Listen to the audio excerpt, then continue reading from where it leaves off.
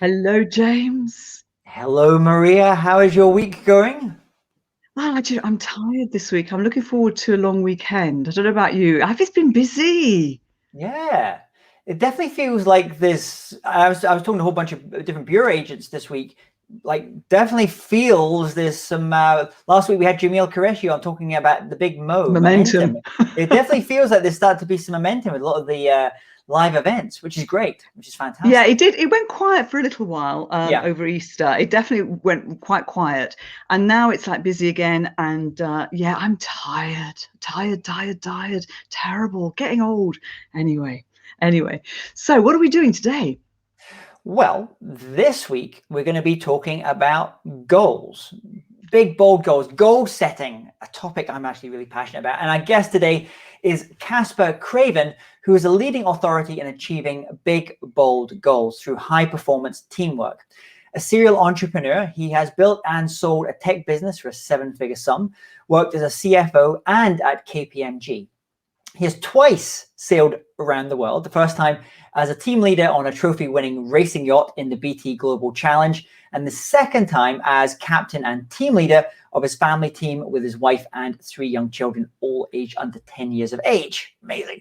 So he's going to share with us how we can be more audacious and bold setting and achieving big, bold goals for 2021 and beyond. And it's my great pleasure for us to have him with us today. Hello, Caspar. Let me see if I can make you bigger. Let me have a go. See, that always happens to me. There you go. Oh, You there we have go. the Hello, center stage. hello. Lovely to be with you both this afternoon. Talking Lovely. And big it's bold lovely goals. that you're talking to us from the beach. How lovely. So listen, Yes. why and how big bold goals? Yeah. So why big bold goals, right? It's funny. A lot of the conversations that I have with leaders, CEOs, and so on. And I'm hearing the sort of the questions that we're not adapting well to all the challenges that we've got going on in the marketplace. We're being disrupted the whole time.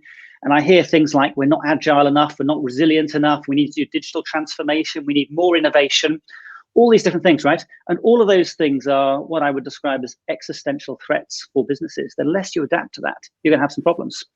And here's the thing, that all your competitors are thinking big, and they are thinking about how can they disrupt your marketplace. So unless you are thinking big and bold, you're going to be left behind. So that's very much the why, I think, that we have to set those audacious goals. And also, they're more exciting to go after, aren't they? You can go after 5% a year, or you can say, what would it take to totally transform our organization and what we're doing?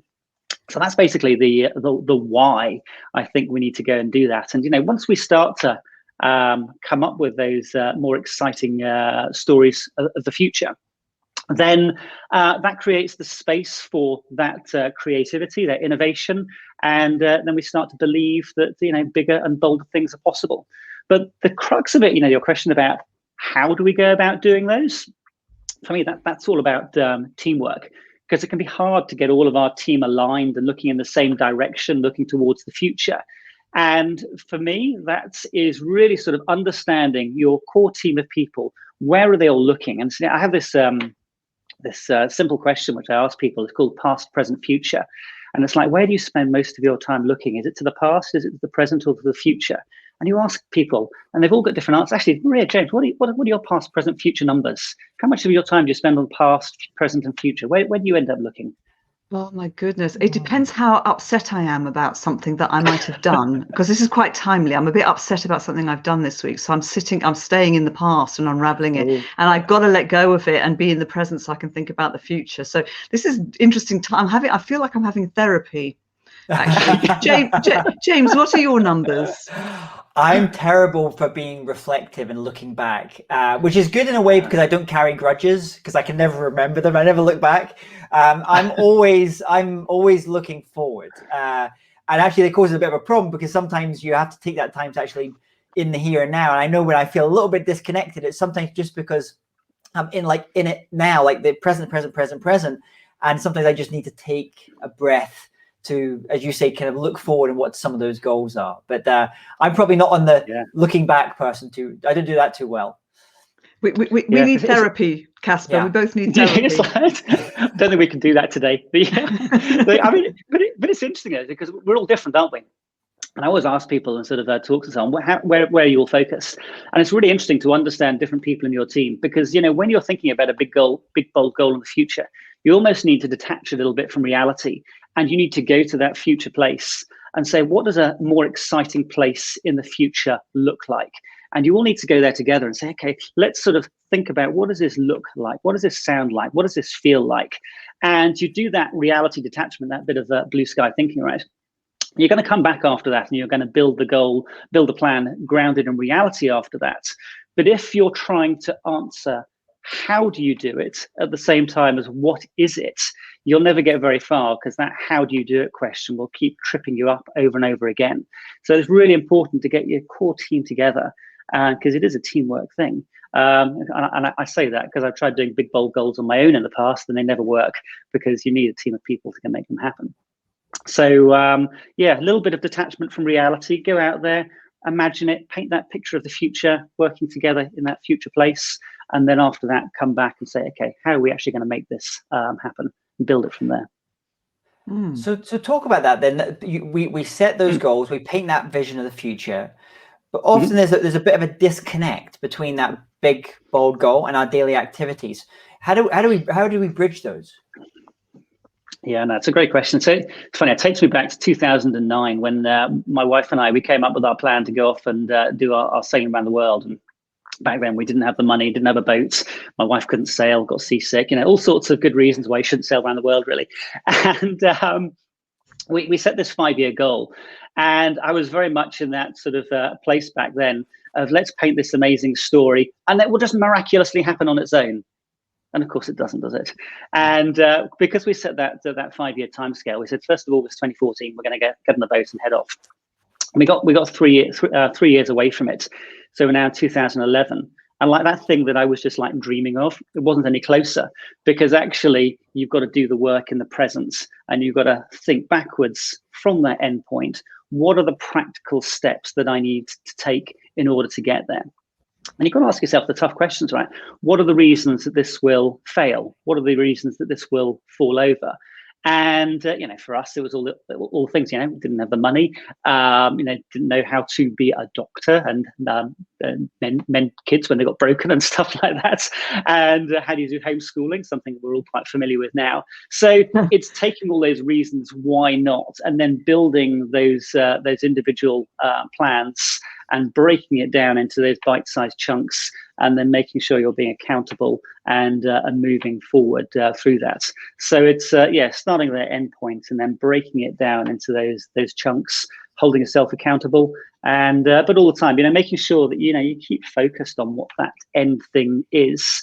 That's exciting, that's powerful, it's emotional, that thing that's pulling you into the future. So it's shuttling between the future view and then, you know, what are you actually going to do today? Because the future only happens in the present when you actually do stuff today, doesn't it? So, as you're saying that, I'm reminded of Warren Buffett's business partner, Charlie Munger. He had a quote which was invert, always invert, which is kind of what you talked about there, like going to that place and then saying, okay, what needs to happen just before that? What needs to happen just before that? What needs to happen just before that? So in the case of the sailing one you're talking about around the world, how did you visually represent that? Was it all spreadsheets, or did you have big like mood boards, or what? How do you kind of like take this from just being an intellectual idea to something that you can track? Yeah, no, it's a great question. So instantly, so for the first little part of that 5-year plan, I'm a former accountant, right? So I had all the spreadsheets, but they're not very exciting. So, well, actually, they're exciting for me, but they're not really exciting for anybody else. It's funny. Yeah. I remember actually because we had to turn my business around to make things happen as well. And I came up with this goal and I said, we're going to create a 100 million quid business. And I was super excited about that. And I told my team all about that. What's what we're going to go and do? And I laminated it off on cards and I put them on everyone's desks. And I said, that's what we're going to go and do. And I remember about 3 months after that, I said to everyone, it's like, can anyone tell me what our vision is? And everyone like shifted uncomfortably and said, I think it's something to do with a number. And I realized that, you know, 100 million quid was huge to me, but nothing to them. So it's, yeah, you've got to find that emotional thing. But for the sailing plans, we actually had in our kitchen this huge, great big map of the world, which we literally printed it off, and not printed off, but ordered it. And then we sketched out our route around the world. And then we had next to it a family vision statement. So our story of what we were going to go and do and how we were going to go and do it. And it was literally, kind of like a company vision statement, but we took that idea and applied that to our family thing. And it was those two things. Then everybody would come into the kitchen and say, "What's this?" And they say, "You're crazy." And it's like, "Yeah, we know." And so you deal with all of that. But what's interesting, actually, that map, we actually went through the Panama Canal on Valentine's Day 2014. And that was 3 days different to when we actually went through it, when we had it actually marked on the map. So it's really interesting, that power of sort of actually, imagining the future and then how it actually comes to pass when you make it happen. So. Brilliant. So, I mean, you've sort of touched on this about getting buy-in from the team, but how did you get buy-in from your team when you gave them this target of 100 million? Did you have to have them involved in the actual vision and them see it too, or do you have to lead them to want to? So I'm trying to find out, do I need to involve my team when I say I want to make 100 million in the next 10 years, or do I say this is what we're going to do and just lead them? So look, here's my experience. Like the 100 million quid, this is what we're going to do. It didn't really engage with anyone, and it led me to that crashing realization that people only do things for their reasons, not for your reasons. And it's why it's so important to have, a big bold goal which means something, that's anchored in an emotion. And that's why this process, you've really got to take the time to do it and to discuss as a team, why is this important? Why do you want to go and do this? So after that failure with my team and that crashing realization that we were not on the same page, we then sat down and we asked ourselves questions like, what is the business that would make us feel proud if we went there and achieved it? And we focused on the emotion. What is it we're going to go and do together? And we ended, so our business was in the field of data analytics. And we came up with the story that our mission was we wanted to be the world's best data treasure hunters. So we used to work with banks and law firms and so on. We used to go inside their data and look for the stories, what the data was telling us. But it was the team that came up with that thing about being the world's best data treasure hunters.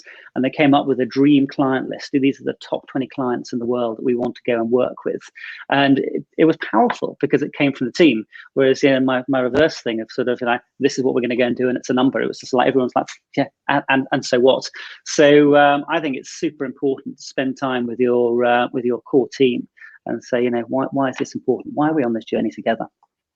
I like that. And I like the idea of identifying the 20 clients that you wanted to work with. Did you achieve the 20 clients and did you achieve the 100 million? So we didn't achieve the 100 million and we didn't achieve the 20 clients, but we went an awfully long way in that direction. So it's, heading a lot further than if we hadn't done that. So yeah. So like with that, like they say, if you shoot for the moon, you'll hit the stars. If you shoot for the stars, you hit the lamppost or something. I don't remember what the saying is, but you have to, you need to have that big bold goal in order to get further than you would otherwise. I like that. Exactly, because that thing, it stretches what you believe is possible. So back in the day when we started off, we were selling sort of software for 300 quid a month, and then we sort of grew that, saying, okay, well, how do we sell £1 million contracts? And it was only because we stretched our belief in what was possible. I'm making notes. Are you making notes, James? I am. I'm thinking, even as you're saying this, I mean, it's talking about interesting. Like some people are. They're very connected to that kind of visual thing or the emotion or some of the spreadsheets. I got cycling with a friend, and it amazes me just how different we think. He's a chairman of a company, which is probably why he's very successful what he does. But he, like every single thing he's logging in he has a spreadsheet for the number of miles that week, and he's mapped it out for his annual. And for me, I just go out have a bit of a natter, of a cycle. And if we end up doing 40 miles, that's great. That's fantastic. So it's interesting, like how, like for me, it's the emotion of being out, connecting with someone. For him, it's kind of hitting those numbers. So I'm wondering, like, it's almost like, how many goals should we be setting? Is there a Goldilocks, I guess, a Goldilocks? Like, is it like too few or too many? Goldilocks. Yeah, Goldilocks, maybe yeah, I've very just nice. been some. I like that. You have to use that, Casper. But how many goals should we be setting in order to Yeah. really have a good chance of achieving them? Yeah, no, good question. I'm trying to think, just right, not too hot, not too cold, and all that sort of stuff. So I think the just right amount, I say it's 2, and I think that you need to have one business goal and one personal goal, and that's how I approach it anyway. And it's like it's all about having that Polestar story, that thing out there that everybody understands, that it's so clear and it's running through everyone like the stick of rock. That's the thing that we are aiming at together as a team. I've heard in the military they call it the commander's intent, and once everybody knows what the commander's intent is, then you don't have to go and manage people because everybody is like really clear. That's the direction that we're heading in.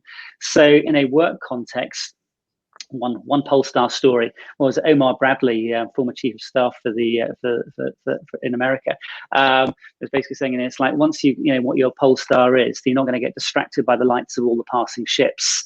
And if we have too many different goals and things that are going on, it's so easy. And you and I have chatted about this before, Maria. It's like, there's a shiny object here, there's a shiny object here, right? And you get pulled in all sorts of directions. But it's So in any work sense, one big bold goal, and I think in personal life, having that as well. And the reason I was thinking having those 2 together is there will be times when you get stuck with one of them, and it's just like nothing is moving forward, nothing makes sense, and actually to go and shift to something.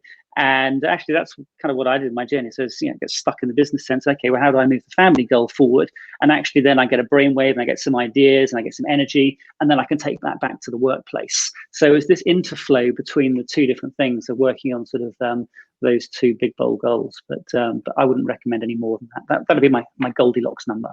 Maria, what about you? I don't know how I don't know what everyone else feels that's watching this just now and listening. Maria, for you, what is your goal? Do you have a number of goals that you're focused on at any one point? What's interesting is actually Casper and I did talk about this because I actually had I was running 2 businesses up until very recently, and that for me was very difficult. And it's one of the things I say to speakers: you have to focus on one thing. And one of our favorite books is The One Thing. In fact, for all of us, we've all read it. Yeah. And there was I working running 2 businesses, one aimed at speakers, one aimed at corporates and businesses, trying to do 2. And I'm thinking, I'm teaching this and I'm doing the opposite. So my focus is totally on speakers, and our goal is really to help. We'd like to help 1,000 speakers to really grow their speaking businesses and have huge success. So that's not a huge number of people. We want to work much more, closely and deeply with speakers through, one-to-one and small groups, and hopefully a nice retreat somewhere, maybe in 2022 when we're allowed to travel again. So James, you'll be coming along, won't you? So that's our goal, is to really help change speakers' lives by giving them the tools that we know and understand in the bureau world. I haven't got my personal goal, and I wrote that down. I thought I need to have a personal goal. So thank you for that, Casper. What about you, James? Seeing as you've made me, I do feel like I'm having therapy. I feel like I'm on the couch. Well, no, I mean, just what Casper, it was interesting, I remember starting off doing goal setting, and having I remember I still have the list, 101 goals that I kind of had. Wow. And then I remember writing down this list and thinking, and I was really excited by this list, and then just feeling overwhelmed by the list as well. And then thinking, okay, this is really a matter of sequencing. And in the one thing they talk about this in the dominoes. And so I've been thinking much more, like, for me now, I just have one goal for my business and one goal for my personal life. And that's just, I'm always thinking in terms of sequential, like, okay, that needs to be this one because that's going to help me knock over that one in a year's time. That's going to help me knock that one. But I wasn't good at that at the start, and I'm only just getting better at it now. It can be hard, can't it? With all those different competing priorities. I keep coming back to that phrase. Isn't it? I think this was mentioned in the one thing, right? If you chase 2 rabbits, you'll catch neither one, right? So it's just be really clear on what you want to go after. So That's true. And so I think you've more or less covered this, that, by having one main goal, it's a lot easier. Is that how you keep, how do you keep it front and center? Because obviously, your goal might be a 3-year target, and you've broken it down and you've come back. But how do you always keep your eye on the prize? And do you change it based on what's happening if you're not on schedule, or does that goal remain there? I don't really know what I'm asking there. Do you understand that? Yeah, I think I understood that. I think you're asking. It's like, how do you stay focused on it, right? I mean, I think How do you stay not change focused? it? Yeah, and not get sort of disillusioned if you're not quite where you should be because COVID has hit, for example. Yeah. Oh, so 2 questions there. So I think the first thing is, staying focused on it comes down to the process of how you go about creating it in the first place. So it takes time, I think, to really craft that out, to grapple with it, to debate it, to argue over it. What is this thing we are going to go and do? I have this formula that the process plus the outcome is greater than the outcome. And it's all about the process of how you go about doing that. So it's, whoever is, is on the bus, on the boat, who's going to go and make that thing happen with you together. I mean, for Nicola and I, when we created our Big Bold Goal, it took us about 6 months, most weekends sitting down. And because we kind of like held it up and we looked at it from every single angle and we debated it and sort of really explored it. Clearly, you're not going to spend that long in a company sense, but it's really investing proper time. And by doing that process, you cement why it's important to you. And you think about what's the emotion attached to that. Why do I care about this? I always used to ask my team, it's like, I used to say to them, it's like, why are you here? Why do you care? What is it about what we're doing in this business that actually really resonates with you? You get some amazing answers because people are amazing, aren't they? When you ask them, sort of their views and ideas, and that's what this is all about. And so I think it's part of it is investing that process together as a team. And then clearly you sort of, you write it out and sort of have it in simple language. I always think about telling it as a story as well, by the way. And it's like, we've all seen companies, and I've worked in several of them, where you have these sort of big, long, convoluted vision statements, which have clearly been created by a committee. And I remember working in one of the big 4 accountancy firms, which I won't name. And their vision statement was so complicated, I couldn't even remember what the first part of it was by the time I got to the second part of it. And so therefore, I always think that you've got to have it sort of captured in a really simple story that means something. So it's storytelling, isn't it? What do you think? Is telling a story to you and the rest of your team. It's funny, it makes me think of that Steve Jobs story when he brought on board Scully from Pepsi, where he said, do you want to sell sugared water for the rest of your life, or do you want to come and change the world with me? And it's about creating something exciting, isn't it, that people can really sort of engage with and buy into. So I think that's the first part, is that creation of it and spending that time creating it together. And then for me personally, I always do this exercise I call theatre of the mind. I take a few minutes every day, and I just imagine in my mind it's visualization, right? It's that story of seeing that thing coming to life and happening. And so it's living inside that vision, because the more you do that, the more real it becomes, doesn't it? So that's kind of what I do. Fantastic. I've made so many notes, Casper. It's brilliant. I'm going to have to watch this again. It's fabulous. Thank you. James? I'm going to take a bit of a contrarian position now. We've been talking about goals. It was going so well. It was all going so well. I'll leave now. Yeah, me too. I've just been reading this book. It's called Journey Without Goal. And it's actually based on Buddhist philosophy, Eastern philosophy. And it really just talks about how we can become overly attached to our goals. And that actually kind of really works against us, and we become less happy. There's less happiness in the world sometimes when that happens. So I've heard other people like Scott Adams, who wrote the Dilbert comics. He said, instead of being goal orientated, we should be process orientated. So instead of, like, say, I'm going to lose, I don't know, a stone, every day, being process oriented, every day I'm going to do something that moves. I'm going to be moving every day. So just like there's a little of that kind of goal versus process. I wonder what kind of your views on that are. Yeah, no, it's a great question. Look, you've got to have both. You've got to have the goals and the process. And yeah, no, one without the other, it's not going to happen.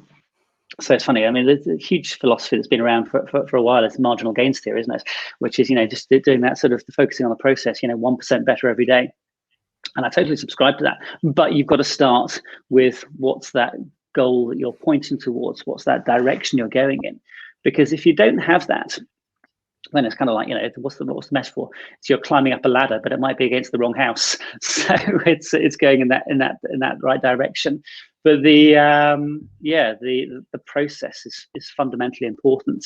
And I think one of the myths that I used to fall into was back in my accounting days. I was always told you're either a detail person or you're a big picture person. And I think that lens is really unhelpful, because I think you've got to be both.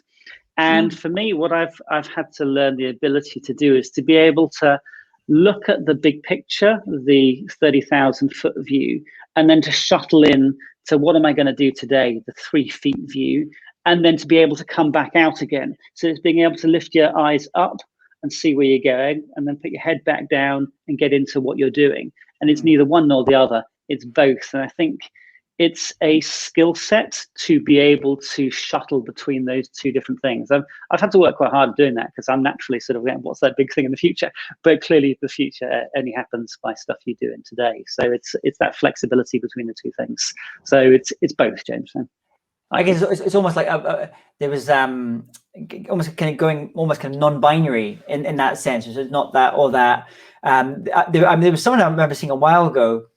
He had a T-shirt, and he would go to any if there was any demonstration happening, whether it was political or whatever, and his T-shirt just said, "I think you're going to find it's a little bit more complicated than that." And he would stand next to people with signs like just saying something really like it has to be this way, and he'd say, "I think you'll find it's a little bit more complicated than that." Because it's in the grey. It's often in those middle areas, isn't it? It's so true. My favorite word recently is nuance, and it's like everything is so nuanced, and we all want simple answers, but it's more complicated than that, and you have to get into the detail. It's not this thing or that thing. It's both, but it's just getting it in the right proportion. But you use the word complicated, which I think is interesting as a word, because I'm filming this in Scotland. Scotch whiskey is complex, not complicated. So there's a lot of complexity. It's nuance in that way, but it's actually not complicated. There's still the same barley, and I don't actually know how you make whiskey, but there's the same things as well. So there's the same some of those core ingredients, like when we're goal setting, but there's nuance, as you were saying. Yeah, no, definitely. I don't know how to break down the difference between complex and complicated, but it's nuance, isn't it? I mean, that's the point, isn't it? Yeah, absolutely brilliant. Listen, we've run out of time. In fact, we've gone over. It's fantastic. I've really enjoyed this. So, Casper, how can people get in touch with you? And also, I think you might have something to share as well. I do. So, yes, Casper Craven, quite easy to find. CasperCraven.com, LinkedIn, all those sorts of things. So, actually, I'm just writing my next book, Big Bold Goals, and there are like 20 principles. How do you go and achieve big bold goals with the leadership and the teamwork needed to do that? So if anyone would like the early draft of that, I'm giving that away. Don't tell too many people, but just to your listeners. I want it. So I want it. So you can. So there's a link. I think you're going to put a URL down, aren't you, for it, Maria? We'll put it on the This Week in Events website. Absolutely, we'll do that. That's fantastic. That's really generous of you, Casper. Thank you. Casper, thank you. And what we're going to do is, as Casper just mentioning that link to the book, we're going to have, if people go to thisweekinevents.com, just enter your details there. It's going to take you through to a page where you're going to find that link to that, and also you're going to have links to both Casper's website and also the Big Bold Goals website as well. So head over there just now. So Casper, thank you so much for coming on the show today. Pleasure. Lovely chatting to you both. Thank you. We'll let you get back to the beach. Thank you. Oh, look, hang on a minute. What's going on? Why are you bigger than me? So that was fabulous. I'm thinking this weekend I'm going to sit down and do some goal setting and kind of review my goals after that. It's kind of inspired me to kind of just take a look at that. So goals, before we kind of talk about our goals and what we're doing in Speaking Business, take a moment just to thank our wonderful, wonderful sponsors, London Speaker Bureau. London Speaker Bureau is a global resource for corporations and governments for keynote speakers, executive learning masterclasses, and boardroom advisors. Representing some of the most influential business leaders and politicians in the world, if you need help in choosing a speaker, like Casper, for your next event, go to londonspeakerbureau.com.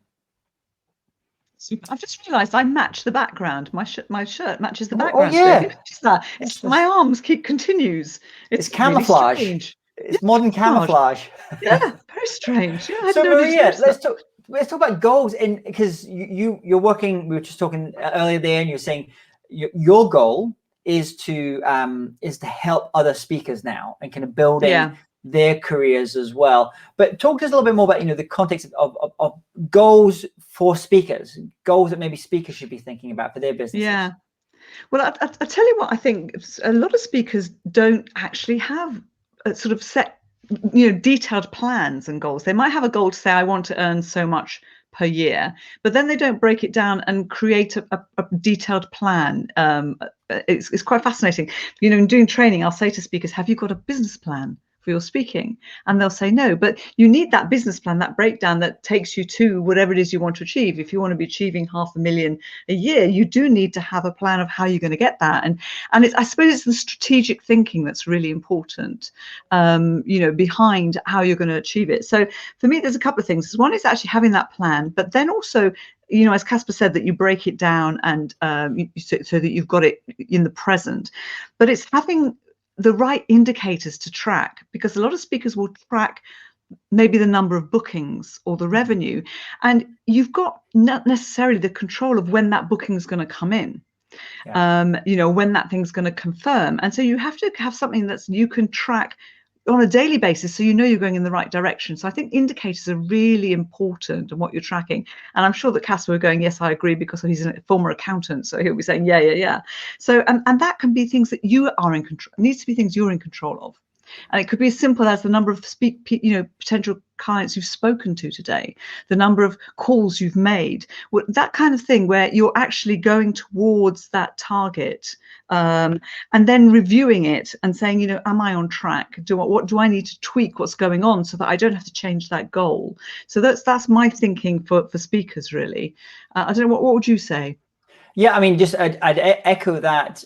We do a process also every month. We have a spreadsheet that my assistant actually fills in, and we have this whole battery of metrics that they have to measure. But I have the idiot's version next to me on a big whiteboard, because I'm kind of old school, so I have to write it down as well. He has the fancy version.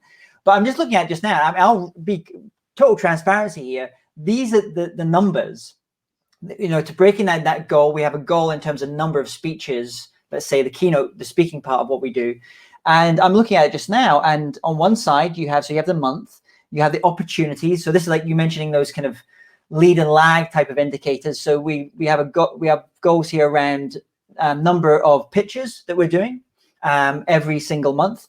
Then we have another goal around, and we track the monthly numbers of the how many visits to our speaking page on our website, on my website, the visits to those speaking pages, because that's a really, really key metric. I can track totally how many gigs are coming in just from tracking visits to those pages.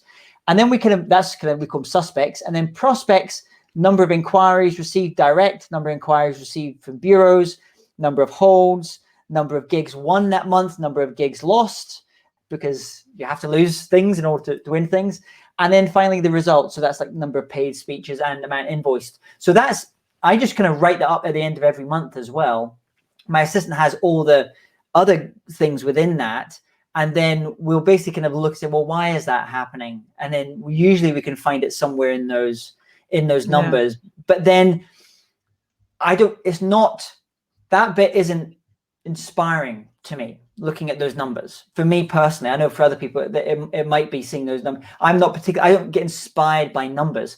But as Casper was talking about the map, when I put a physical map up and I'm putting pins in and I'm seeing places, virtual presentations, right? But even if this client is in New York, or this client is, so even if it's a virtual, you're doing that. For me, that is a stronger virtual way of showing me my progress rather than numbers and dollars and cents. But that's, I guess it's just different for everyone.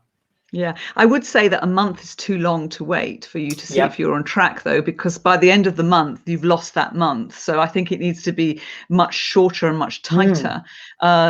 Weekly, as a would be the longest. I would leave it to look at where you're at. I mean, I want to know I want to know daily, am I progressing? But then again, I'm an ex-management consultant, so I'm obsessed with these things. So you like all those. I find it overwhelms me after a while. I just kind of. Well, you track a lot of stuff, you see. So I track a bit less, and and my team are all involved in tracking it too, and they can influence our indicators, which is lovely, and they can have an effect. So I love that. But Casper, with his background in finance, the other thing that we track, that's just the speaking part, but we also look at the ratios.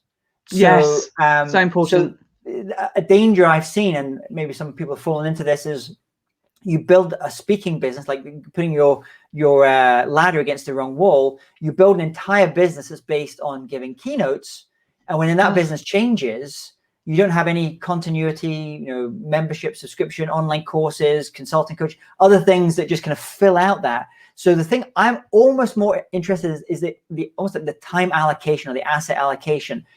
Is 40% of my business coming in from keynotes? That's about as much as I would want to be bringing in from that, because it's quite a volatile business, just the keynote speaking side.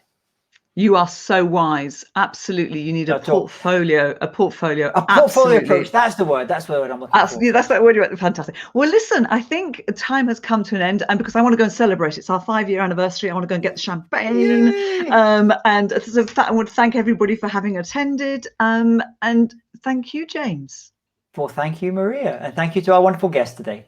Yeah, and let me know what's in whiskey when you find out. Yeah, when you go and investigate. Yeah, we'll get some for you next time. Okay. Right. Thanks, wonderful. everyone. Thanks for watching. Thank you. Bye.